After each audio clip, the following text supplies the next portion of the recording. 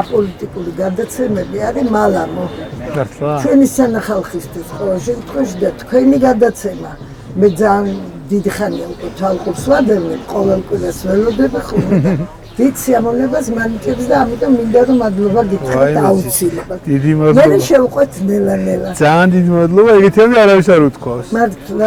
და ძალიან გამეხარდა. აი მე მგონი იქამდე გითხარით, ზურაბყიფშიძის ჰოპლა ჩვენ ცოცხლობ პირველ არხზე, რომელსაც ძალიან დიდი სიამოვნებით უყურებ.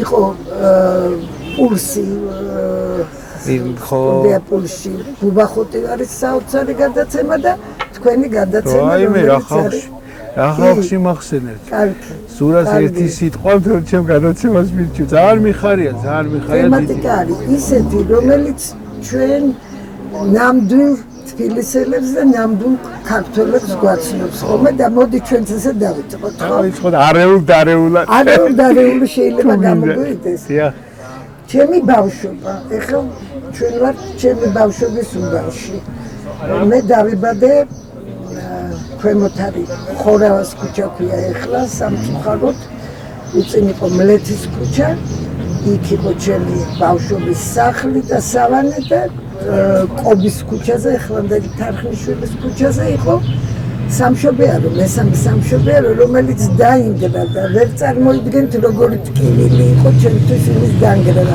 და კიდე კაი შემორჩა გაგახსენებთ არაჩვეულებრივი გამოფენა და შეგეძ აგული და ის რო დგანან ტეტრი ის მოაჭირთან და ხო ბავშვს რო ელოდებიან აი ის სცენები ცოცხლდება პირდაპირ ჩემს თვალს ხალხონი მაპატიეთ გაწყვეტილებ ეგ დაინგრა და მე თავიდან აშენდა ეს იგივე სამშობიარო არ არის სამშობიარო ეხლა უშუალებელი დიდი საცხოვრებელი კორპუსია და ქვემოთ არის სხვადასხვა დაწესებულება მაგრამ სამშობიარო აღარა სადა ჩემი შვილი მანდ რო დაიბადა 98 წელს ესე იგი არ იყო ჯერ დანგრეული არ იყო ჯერ დანგრეული 2000-ის მერე დაინგრა ანუ მათ სამშობიარო აღარა დამთავრდა აი მე მაგრამ ძალიან ისტორიული ჩვენი ძალიან ბევრი არის როგორც აი მშობლიური კერა ისეთი იყო რომ ამოვედი ერთ დღეს და დავინახე რომ ინგრევა ჩემ დაუნებურად სამსკაცრემლები თუმცა არა ვარ დიდად ემოციური თითქოს ადამიანი მაგრამ ასე შემდეგ რა ხდებოდა მე მინდა რადგანაც თქვენი გადაცემა თბილისს ეხება ხო და თბილისის ურთიერთობას აი მე მინდა მაინც ჩემი უბნიდან და მე გავიდეთ სხვა უბნებზე არა მაგრამ ნუ იცით რა აი სიმღერა რომელიც მაცაცოს ეპისკოპოსი დაწერა და გოგიმ რო იმღერა მაცაცო მაშინ არ იყო ვერელი ეხლა ვერელია ბატონო გუდაურის არ ვიცი ხო იქ ცხოვრობს ეხლა და მაშინ საოცარი ნუ არ ვიცი ჩვენთვის ისეთი სიტყვა რომ მხოლოდ თბილისში თუ შეიძლება იყოს უბანი და ერქოს ვერა ეს იყო მართლა ეხლა რატო იყო ეს ვერა შეიძლება რომ თქვა რატო იყო ეს ვერა ასეთი საყვარელი და ასეთი განუმეორებელი რასაკვირველი ადამიანებით იმიტომ რომ უბნები ეხლა მე ვფიქრობდი მე ბებს ვერაზე ისეთი ნაგებობები იცი სახლები აი გამორჩეული არქიტექტურული სტილი და ისეთი როგორიც არის თქვა სოლოლაკში როგორიც არის ეგრეთ წოდებულ ჩვენ მაინც ძველებურად პლეხანოვსკი ეძახით სხვა ენაზე აღმაშენებელი ქვია თითქოს არა ხო ძველებურად პლეხანოვი ვარანცოვზე ძველი სახლები და აი ძალიან ლამაზი და სხვანაირი არქიტექტურით ნაგები ესეთი ჩვენთან თითქოს ნაკლებად არის ხო მაგრამ ადამიანები იყვნენ სასწაულები და მე შევეცდები რამდენიმე პატარა იტი გავაცოცხლოთ იქაულობა თქვენი თბილისი გვინდა ჩვენ გავიგოთ ჩემი თბილისი ჩემი შეხედულები და აი დღევანდელი გადასახედი არ მიყვარს ეს სიტყვა მაგრამ დღევანდელი პოზიციიდან როცა ამდენი წელია უკვე ცხოვრების გასული სამი სიტყვით შემიძლია დავახასიათო ეს თბილისი ეს იყო სილამაზის, ეს იყო ნიჭიერების და ეს იყო კეთილშობილების ქალაქი. შეიძლება. ეხლა სამივეს ჩამოვყვები თუ შეიძლება. გავშალო. სილამაზე ეს იყო ხალხო. აი ვერ წარმოიდგენთ როგორ შეიძლება აქ ცუდი ადამიანი გაზრდილიყო როცა უყურებდა რასახელს ახლა ჩამოვთვლი თუ შეიძლება. ო აი თქვენ ახალგაზრდობას ალბათ ხო? აი მამაკაცებს ვიტყვი. უფროსი თაობა, მამაჩემის თაობას. ბიძინა ავალიშვილი, ეს იყო მოქანდაკე ცნობილი. ულამაზესი კაცი. აი თუ შეიძლება ქართული ჯიშის და იმის წარმოიდგინო, ეს იყო ბიძინა ავალიშვილი. აქ ბატონო მლეთის ქუჩაზე და მე ბელინსკზე დღევანდელ ჭოველიძის ქუჩაზე სახლობდა მე, მაგრამ ისიც ვერ ის ბაზრის პირდაპირ ტერიტორია. ჭაბო ამირეჯიბი, რომელიც მე ვნახე პირველად, როცა ვიყავი 11 წლის და წარმოიდგინეთ ახლა 11 წლის გოგონას რეაქცია. აი აქ ძალიან ახლოს აქ ბარნოვის ქუჩაზე რომ ამოუხვია ეს გადასახლებიდან დაბრუნებული ჭაბო. ეს იყო ისეთი სილამაზე.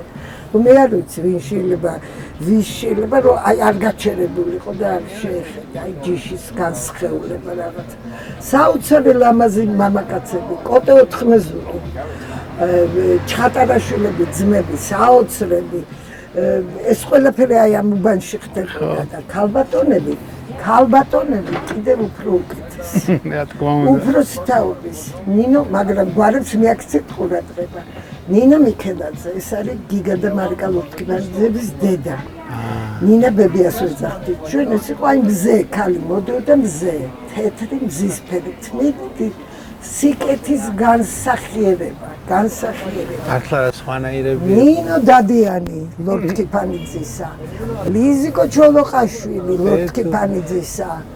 ჩემო ბატონო ქელბაკიანი იყო ჩემი მეგობრის ბებია სახლი შეიძლება შემცდეს აი რაღაცა მოდიოდა დიდებულება მელოყიფიანი თამარ წერეთელი თუ გავიპარე გადაგა ეს ჩემი რუსულის მასწავლებელი იყო თამარა ვასილევნა ისეთი შეიძლება იუმორიც შიგადაში თამარა ვასილევნა გვასწავლიდა სკოლაში მერვე კლასში რუსულს და ბავშვებმა ხო იცით უფროსი თაობები რომ გადასცემენ უმცროსებს მასწავლებლის თაობაზე რა უყვარს რა არ უყვარს როგორ ნუ აი მოვიდა ჩვენამდე რომ თამარა ვასილევნა თუ დაამტკნარებს ესე იგი ცუდად არის და კაპოტილი გაცდება და იყავით ასე შეჭირებულები და საწყალი ოდნავ პირსურდავდა იწყებოდა თამარა ვასილევნა ვოდბრიდისი ვამბლახა იყო ამბავი და გართობა არაჩვეულებრივი სილამაზის აი ესეთი სალუქი სიტყვა როგორ დაგვეკარგა ჩვენ რაღაცა სალუქი კანი ქონდა და ის მე ჯანაშიას ანუ მე აი ქუჩებზეც მინდოდა მე ჯანაშიას ერქვა უწინ ვარდისუბნის ქუჩა იყო ესა და ქუჩები ნახეთ როგორ არის მლეთი არაგვი, ვარდისუბანი, კობი, გუდაური, ზემოთ ლარსი, ანალური, ქვემოთ ფასანაური, იმიტომ რომ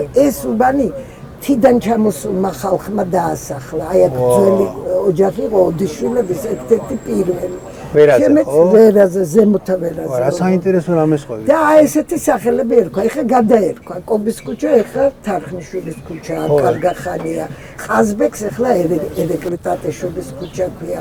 არაგვის ქუჩა დაგვრჩა.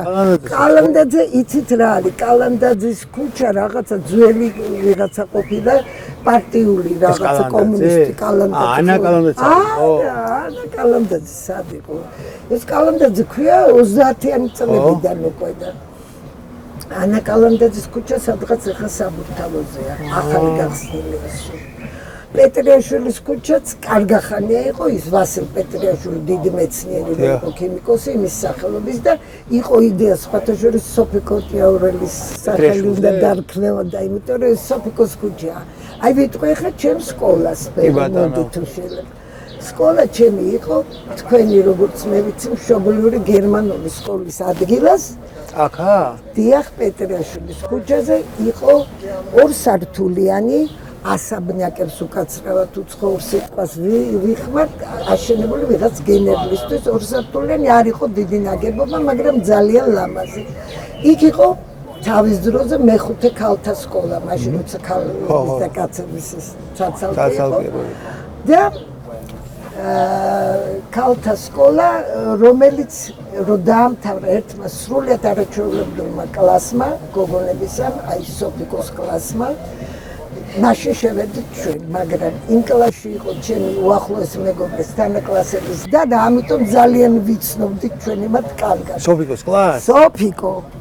ზეინა ბებრალიძე, ნანა ავალიშვილი, ცნობილი პიანისტი და არაჩვეულებრივი ქალბატონი, ნატა თულაშვილი, დოდო დევდარიანი ულამაზესი ძალიან კარგები ერთ-ერთმანზე უკეთესები ისე რომ მაშინ მეხუთე ქალთა ხუხტა როგორც მაგარი გოგონა სკოლა 55 რო იყო ჩვენ ბავშვობაში ალბათ 51 გვეჯიბრებოდა მაგამ ბავშვი 51-ს მაშინ ერქვა მე-6 ქალთა სკოლა თორცდები მე და 53 ამუბნის სკოლები ეს იყო 53 უწინ ჩემი მშობლების დროს იყო 25 შრომის სკოლა დედას და მამას ეს სკოლა აქ დამთავრებული და მე ვიცი ყველანი მასწავლებლებიდან დაწყებული 53 ხო ნუ მე-13 მე გახდა მე-7 ვაშთა უკვე და ჩვენ ვიყავით მე-4 კლასში როცა ქალები და ქალთა სკოლები და ვაშთა სკოლები გაერთიანდა და ჩვენთან გადმოყარეს ესე ვქვა ჭალებში ვიყავ უწესო ბიჭები. ბიჭები, რომელსაც ვაშთა სკოლა ვერ იმორჩილებდა ვითომ. ამ დროს ერთმანეთზე უკეთეს და შესანიშნავ მე ძალიან მიყვარს ყველანი. ძალიან მიყვარს. იცი რა მითხარით ალბათონელი, ძალიან საინტერესოა ჩემთვისაც და ალბათ მაყურებლებისთვისაც. აი ეს ბიჭები და გოგოები რო შეგაერთეს. აი რაღაცა უხერხული მომენტები იყო თუ არა?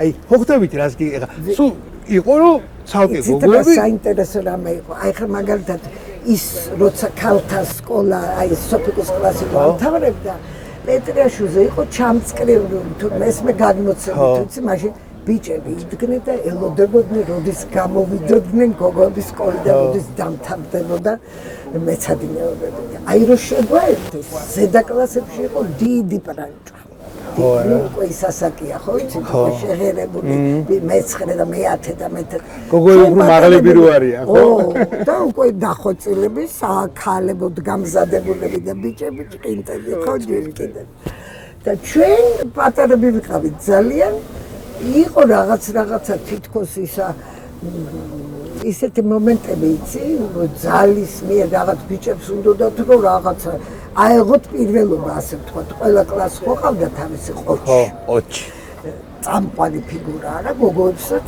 რასაკვირველია ყავდა კლასში ესეთები და ბიჭებმა მოინდომეს პირველობა მაგრამ სწავლით ვერ გვაჭირეს მართლა ცოტა ისეთ ჩამორჩენილები პირველ ხანებში სწავლას დიდად გულს ვარ უფრო თქვენ გიყურებთ ხო და მე იყო საოცარი სიამტკბილობა და ძალიან კარგი კიდევ ის მინდოდა იცით რომ აღმენიშნა აუცილებლად მუსიკალური ქალაქიც იყო თბილისი ძალიან ჩვენი დროს და აი ყველას ვერ წარმოიდგენ კლასში ყველას მუსიკალური განათლება გვაქვს მიღებული 7 კლასის დონეზე მაინც ბიჭებიანად აი ბებიები და დედები ატარებდნენ სანოტო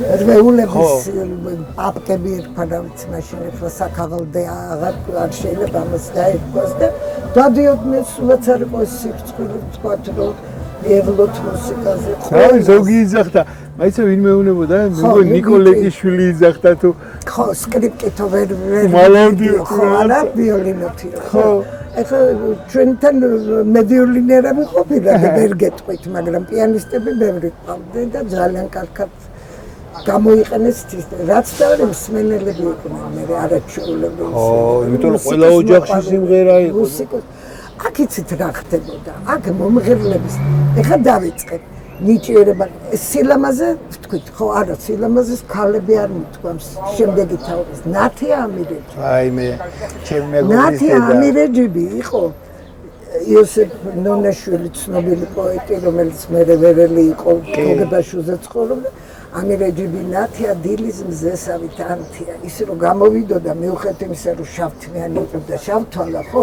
აი ანათებდა ყველაფერს საოცარი იყო მათ ამირეჯიბებს მოგეხსენებათ ეს რეპრესირებული ოჯახია ხო მამა დახმეტილი იცით დედა და ზრდიდნენ მამიდა და დეიდა დეიდა ცხოვრობდა მლეთის ქუჩაზე ნუცე ნაკაშიძე არაჩვეულებრივი გარეგნობის ქალი და იქ იყო ნათია ძირითადად ხოლმე და ამიტომ ვერ გაცხავდა ხო როდამი მაგრამ როდამი უკვე გათხოვილი იყო და მე როდამი სულ ერთხელ ყავს ნანაში და აი ნათია და როდამი ერთად თეატრში ნახე სპექტაკლზე იყო ფრესკიდან გადმოსული და მაგდროისთვის ცოტა მაღალი ხო არ იყო მაღლები იყვნენ ხო და ნათია მე ხა ძალიან ახლოს ვიცნობდი ალბათ ნათიას ნინიას და ჩვენ კლასელები ვიყავით მაგათან სახლში უამრავი დრომა გატარებული განსაკუთრებით ხო ძალიან ლამაზი. გორი იყო. ჩემმა ერთმა უფროსმა მეგობარმა თქვა გადაცემაში არა, ისე თქვა და გადაცემაში მიხსენებია ნათი ამირეჯიბზე რა სიტყვი მეთქი და ნათიამ ლამაზი სიარული იცოდაო. გეგონება ისე სიარული. რაღაც ფილისურად თქვა. საოცარი. იყო ორი ულამაზესი არსება ვარდისუბნის ჯანაშიას ქუჩაზე რძლებად მოსული იყო ორი მარინა კანდელაკი ეს იყო აი ლევანიკო ყიფიანის დათო ყიფიანის სიდედრი იყო დათოს პირველი მეუღლის დედა მარინა კანდელაკი დათო მიქელაძის მეუღლე და მარინა ახვლედიანი დოდო აბაშიძის ცნობილი დოდოს მეუღლე ზაზა აბაშიძის დედა ულამაზესები, აი რო შეხედავდი, არ შეიძლება იმ დღეს მე ცუდგუნებაზე ყოფილიყავ ისეთ სილამაზე. იყო ძალიან ლამაზი ინა ყიფიანი. აი ძალიან ლამაზი, ოღონდ ის სხვანაირი ძალიან ქერა, ზღვისფერი თვალები, ის და რო გამოივლიდა, ასე. აი რა გითხრათ, აი ესეთ სილამაზე რო იყო გარეშემო ну შეიძლება იცი რა მითხარით? იცი რა დამაინტერესა? აი ამდენ მართლა სილამაზეს, ეგეთ ქალბატონებს, ეგეთ რაინდუაშ კაცებს. აი ეს კოდექსია, ეს აი მოქცევის, სიარულის, აი აი ეს როგორ ხდებოდა? აი გადავალ ურთიერთობებზე თუ შეიძლება გაუსტარე, ხო მოვლენ. მეორე ჯერ ნიჭიერება უნდა ვახსენო, ნიჭიერება ხალხო, აი ამ პატარა უბანში მაინც ვერა. მეჭკუბებია. ჩემ ქუჩაზე ირაკლი ონოფრიშვილი ძალიან ცნობილი ოპერატორი. ლომერ ახვლედიანი ხო მაესტრო არა? კი ბატონო. გიგა და მარიკა ლოთქიფანიძეები. გიგა ფერვერკი ნიჭიერების და იმის ხო? ძმები კახიძეები ბატონო პეტრაშვილის ქუჩაზე. ჯანო და მისი ძმა. როგორ ნიაზის აქ ცხოვრობდა? ნიაზი ბელინსკზე. ის კიდე ის ცალკე. ნიაზი და ლორდკია მე გურამ ლორდკიფანიძე. ხო, ლორდკია მახსოვს, მე საქართველოს ახდებოდა. ვერა, გენაცვალ. ძმები ჭილაძეები. უდიდესი რომანისტი და პოეტი და ოთარი და თამაზი. ეს ყველანი აქ იყვნენ გენაცვალოს ჩემი და მომღერლები ლორდკიფანიძე, ჭურტუ ლორდკიფანიძე იყო კალანდაძის ქუჩაზე. იმისთანა პირველი აი ზაურ ბოლქვაძე და იქამდე ჭურტუ. იქამდე. ლორდკიას მამა იყო? არა. სხვა. ლორდკიას მამაც ამბობენ კარგად-კარგად. ოღონდ ის სხვა თაობა, ლორდკიას მამა და კახიძეების მამა შეხმატკბილებული. მომღერალთან. დედა რა კაი რა მე მიყვებით. მე რო ვკითხო ვერელი ვარ და სულ ვიცი გამო. ყველა ფანჯარა ღია იყო. იკა გაზაფხულდებოდა თუ არა. პირველი სართული, მეორე ყველა იმიდან მუსიკის ხმები ისმოდა. რა გითხრათ ეხლა გითხრათ რომ ხალხური სიმღერა თქო ვერ ვიტყვი. აი ჩემ ბავშვობაში. კლასიკური მუსიკა. შოპენი იყო ძალიან მოდაში. მაშინდელ თბილისში. ჩემო ბატონო საოცარი რამ და გიტარა ფიგურირებდა და მე ბავშვობის მელოდიას უბესამე მუჩო აი ხუში მაგ იმიტომ რომ მაღალ ხმაზე ჩართული იყო ესეთი არაჩვეულებრივი კაცი თქვენ არ გეცოდინებათ იმიტომ რომ სამწუხაროდ ისე წავიდა ზურაბ მიქელაძე ეს იყო ფილოსოფიის ამომავალი ვარსკვლავი თბილისის უნივერსიტეტში რომელიც დაიჭირეს ომის დროს იყო ერთი ჯგუფი უნივერსიტეტის სტუდენტების და ასპირანტების რომლებიც ძალიან ცუდად სამანიერ თქვა თუ არ ვცდები იმ საზოგადოებას დაიჭირეს ისინი და გადასახლებაში იყო ზურიკო მიქელაძე აი არ ვახსენებთ ესე გვარებს არაჩვეულებრივი და მე ვიცნობდი დედამეს ქალბატონი ოლა ჩვენ ქუჩაზე ცხოვრობდა და იყო დედაჩემის გეოგრაფიის მასწავლებელი ოლა ჭეიშვილი გაუცინარი ხელმწიფე და აი მოგესალმებოდა მოგითათუნებდა ხელს სითბოს გამოსახატავად მაგრამ სახე კუშტი და ვერ ხდებოდი ჩამოვიდა ზურიკო და დედაოლემ გაიგროვა თურმე მე ხო არ ვიცოდი მაშინ პატარა ვიყავი და თანაც ეს ტაბუედო ხო იცი რატო არის დაჭერილი ეს ყაჩაღობაზე კი არის ხო ეს პოლიტიკაზე ჩვენი დისიდენტები თყავდა აი ამ კალანდაძის ქუჩაზე ზემოთ ცხოვრობდა მუსტაფა შელია გაგიგიათ მუსტაფა შელია რომელიც იყო მზე ჭაბუკა ამირეჯიბის უახლოესი მეგობარი რომელიც აი ჭაბუალო დაიჭირეს პირველად მაშინ მოკლეს სოლუაკში არაჩვეულებრივი ვაჟკაცი, არაჩვეულებრივი. მის სახელსაც დამოედო ძალიან დიდხანს და ოჯახი მუსტაფას ეძახდნენ და ნამდვილი სახელი ვერ გეტყვით. არაჩვეულებრივი ბიჭი. ეს ჩვენი უბანია და უნდა ვიცოდე მე ოროსანი ვერელი ვარ ვაღიარებ გადაცემაში. და აი ზურიკო რო ჩამოვიდა პირველი ღამეა თურმე რო ჩამოსულია და მე მოვდივარ ნათესავებისგან მოვხამდი დედაზე ღია ფანჯარა მეორე სართულზე და ბეთხოვრის მთვარის სონატას უკრავდა ეს კაცი რომელიც 12 წელი ციმბირში ხეხავდა რაღაცას ფილოსოფოსი არაჩვეულებრივი განათლებული არაჩვეულებრივია და აი ეგეთი იყო ჩვენი პატარა ბერა ეს სილამაზე და ნიჭიერება ეხლა გადავდივარ მესამე ხუთი წუთი დაგვრჩა იცოდე მართლა ხო აი როცა საინტერესოა გადაცემა უნდა თქვათ აბარა პატარა იმებს ვიტყვი მხოლოდ მეოთხე კლასში ვარ მოვდივარ მეორე წლაში ვიყავით მე და ჩემი პაწაწუნა ამხანად სახლიდან ესე პეტრიაშვილის სკოლაში ხო ჩამოდიან ზემოდან კაცები ხალხი შესულებს მაშინ ასეთი მოდა იყო შლაპაები და როგორც წესი ხალხო ჩვენ ხო ერთმანეთს ვესალმებოდით ყველა ხო ესეც აი მოხუცებულები ისკნენ თქვა 12 ნომრის ფანჯარაში ორი მოხუცებული ყოველთვის აუცილებლად უნდა მისალმებოდით მე გავიგე ვინ იყვნენ მაშინ საერთოდ არ ვიცოდი ეს კაცები მოხდის შლაპის მოხდით ჩვენ მეოთხე კლასზე მე გავიგე ასე ვინმე ერთი იყო მიხეილ ზანდუკელი ძალიან ცნობილი პროფესორი ლიტერატურაციონი ისიც რეპრესირებული მეორე იყო ირაკლი ღამბაშვილი ძალიან ცნობილი ხიდმოშენებელი მე გავიგე ეს აი როგორ გვესალმებოდნენ და როგორ გინდა შენა და აი ურთიერთობები ჩემი ბატონო ვინ გაბედავდა ცუდი სიტყვა ხო არა ვინ გაბედავდა ხმამაღლა აქ სადმე გინება დედის გინებაზე ლაპარაკი არ არის საერთოდ გინება საოცარი რამე იყო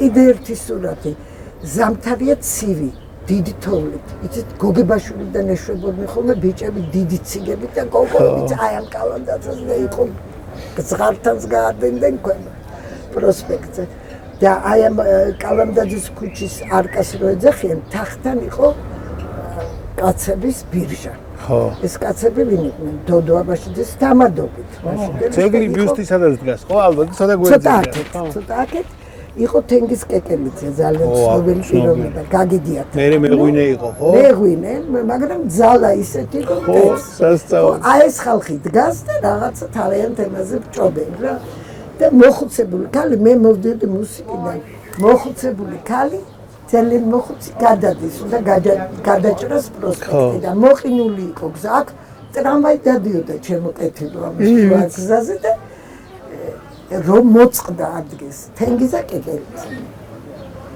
ლომი ვერ გადავარდა რომ იხმარებოდა იქასა გადაიყო დღეს სადაა საწავიდა არ ვიცი როგორ გინდა რომ არ გიყვარდეს და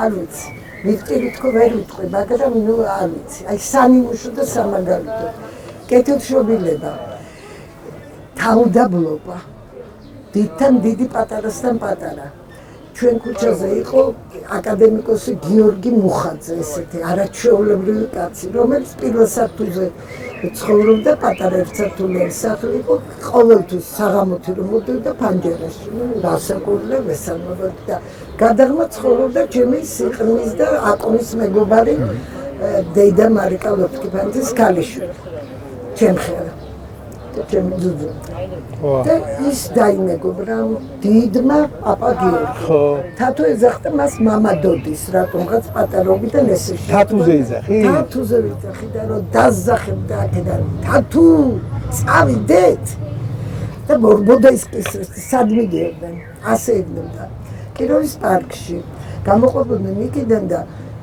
ყაზბეგის ქუჩის კუთხეში იყო დიდი გასტრონომი ეხლა მოშლილი ეს არაფერი არ არის სადაც კედელზე წყალი ჩამოტა და ქვემოთ ოქროს თევზები დაცვავდა და ძალიან გვიყვარდა შეყავდა იქამ და დავიწყეთ თათუ და თათუ იწყებდა კონცერტს ხეროდა თათუ ძველ თბილისურ ხანას 5 წლის ასაკში მამადოდი იხდიდა თავის ხუთს კეპი ეხურა ხოლმე. ეს იყო ესეთი ჩასხმული დიდი კაცი და 60 კარგად გადაცემა. აძლევდა თათოს ხელში ამ თავის კეპს. თათო მღეროდა ყვავილების ქვეყანა ჩამოვლიდა და გამყიდველებს ჰქონდა წინასწარ მამადოდისგან დარიგებული ფული და უხრა. კმაყოფილი კონცერტი ჩაატარა და გამოიმუშა. ესეც თბილისური ურთიერთობებია ხომართან. ჩემი ექიმი არაჩვეულებრივ ცნობილი საქვეყნოდ გოგიტიძე იყო, ასეთი სიმონ გოგიტიძე პედიატრი. რომელმაც მე მომარჩინა 9 თვის ასაკში ყურისანთება მქონია და მარტო იმან გაიგო რომ ეს იყო და ამის შემდეგ ხვდებოდა რასაკვირველი ეთქობა სახელი არ ახსოვდა ჩემი როგორ არის პატარა ქალბატონი ეს მაღალი კაცი იყო და დაიხუნებოდა და მადლობს კარგი პატარა ქალბატონი აუცილებლად აი ესე ვიზრდებოდი ეხლა ერთი სურათი მინდა კიდე ზოგადად ყველანაირ დროს გადავაჭერბეთ მაგრამ თქვი აი ყველანაირ დიდი ლადო გუდეაშვილი რომელიც ფერელი არ იყო მაგრამ თბილისელი იყო და ქართველი იყო თხემით ტერფავდა 70-იანი წლებია ნუ მე ვეთაყვანებოდი ბუნებრივია და არ ვიცნობდი პირადად მაგრამ ჩამომივიდა მეგობარი მოსკოვიდან ებრალი კაცი დღესაც ცოცხალია, ეხლა დიდი მეცნიერია, ენათმეცნიერი და მაშინ იყო ასპირანტი, მაგრამ საქართველოზე შეყვარებული. ისე რომ ბევრი რაღაცა ისეთი მითხრა, რომ მე ცოტა მე გამოვთხიზი და მივხვდი რომ ძალიან ბევრი რაღაცა უნდა კიდე ცისფერყანწელების და ციციანის და პასტერნაკის მეგობრობაზე და ადგილები. ეგ გეცოდინებოდათ, მაგრამ უფრო ღრმად გითხრათ. ხო, აბა წერილებით და მითხრა რომ არაფრით არ შეიძლება ხმე ქართულად ვლაპარაკო არ შეიძლებაო ლადო გუდეაშვილის ნახვაო მე ვთქვა ძალიან ვეცდები მეთქი და გავიგე ტელეფონის და დავრეკე მეთითო ყოველგვარი აი აგანაირი შუა მავალი ბატონი ლადო მინდა მე ვთქვი ლადოს თხოვეთ მინდას როგორ მეტყოდა ბატონი ლადოს ქალმა იყო ალბათ მეუღლე მოვიდა ბატონი ლადო დიდი მოწწებით მე ვთქვი მოგესალმებით და ძალიან უმორჩილესად გთხოვთ მეთქი ერთი რაღაცა იქნებ გამოძებნოთ რომ ასე მეთქი მეგობარი ხალხს ჩამოსული ასე მოგწევთ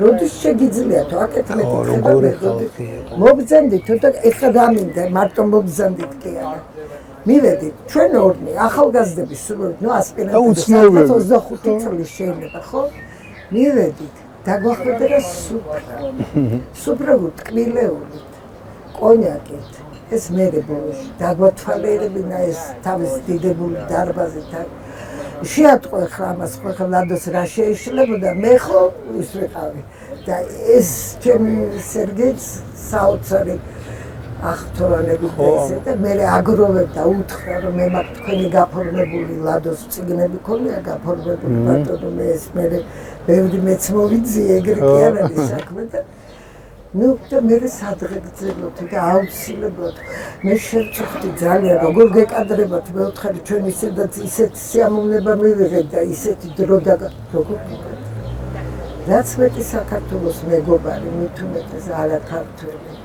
ნახავს ამას და შემოვაჭირდა და სადღეგრძელოდ აი ესეთი ლატვიში უღრმესი მადლობა ჩემო ქალბატონ ჩემო კიკინაღა თქვი რომ იმდენად აი გულით და ყველანაირ დრო ესე არ გადამიჩნევია დროს ხო მაგრამ სხვა დროისთვის იყოს პირობას გაძლევთ და მაყურებელს თქვენ აუცილებლად მოგიწევთ იმიტომ რომ ძალიან აი დახუნძლული გადაცემა გამოვა ამდენი საინტერესო ჩვენთვის და რა თქმა უნდა მაყურებელს ჩემი სკოლა არ მithქვავს და 53 და ბავშვების ურთიერთობები და 9 აპრილი